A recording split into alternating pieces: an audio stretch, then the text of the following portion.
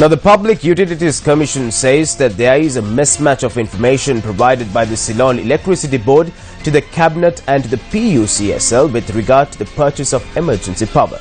Hence, the Commission had decided not to grant permission for the procurement emergency electricity of 55 megawatts.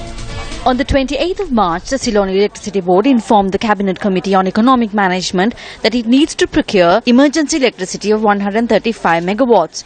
The request read the Ambulipitiya, Beliyatta, Mathara, New Gaul and Hambantota would require capacity of 95 megawatts, while Ukuwela, Kurunegala, Pallekele, Naula and Habarana would require 40 megawatts. Although Cabinet had granted approval for this requirement, it is paramount to forward the request to the Public Utilities Commission of Sri Lanka for approval. On the 1st of April this year, the Ceylon Electricity Board had requested approval from the Public Utilities Commission to purchase electricity from a private generating plant. However, rejecting the request, the PUCSL noted that there was no emergency to make such a purchase. The Commission said the generation plan presented to it did not indicate of any such requirement. The letter by the Commission also reads that certain information provided by the Ceylon Electricity Board was not accurate. However, an inquiry from the chairman of the CEB this evening revealed that the Ceylon Electricity Board had procured 100 megawatts to the national grid from a private generation plant in Ambulipitiya. The power plant in Ambulipitiya is in operation. How much megawatts does it generate?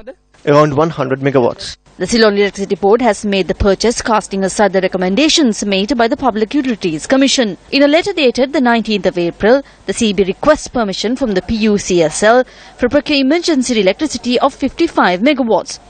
The requirement had been identified as 20 megawatts to Hambantota, 15 megawatts to Gaul and 20 megawatts to Habarana.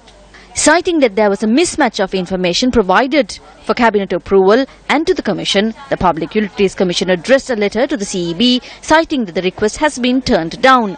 The Commission noted that as 100 megawatts has already been connected from the Ambulipitiya plant under the emergency requirement of 135 megawatts, if another 55 megawatts of emergency electricity is connected to the grid, the total would reach 155 megawatts. The Commission points out the addition of 20 megawatts through this. The Public Utilities Commission is of the view that as there is an adequate supply for demand, there is no necessity to procure electricity from private generating plants.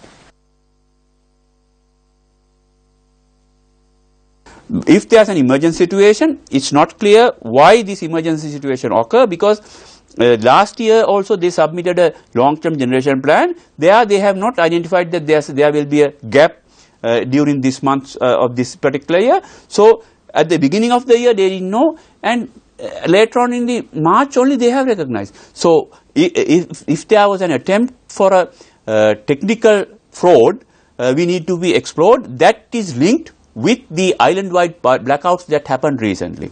So the island-wide blackout happened, indicated they generated enthusiasm among the public to have continuous power supply. So that opinion they consider this may be considered this as an opportunity for the emergency power.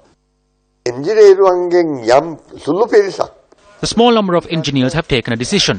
There is a mafia in operation. They are the ones who make the proposals without accepting the failure in maintenance, and that the solution is to procure from private plants. A contract has been signed to purchase a unit of electricity for 31 rupees.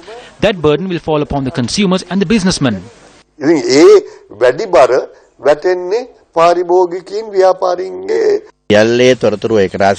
We have presented short-term and mid-term plans to face this challenge successfully after gathering all the information. We have put forward all the proposals for one generation plan. The primary stages of this plan has already been put into action.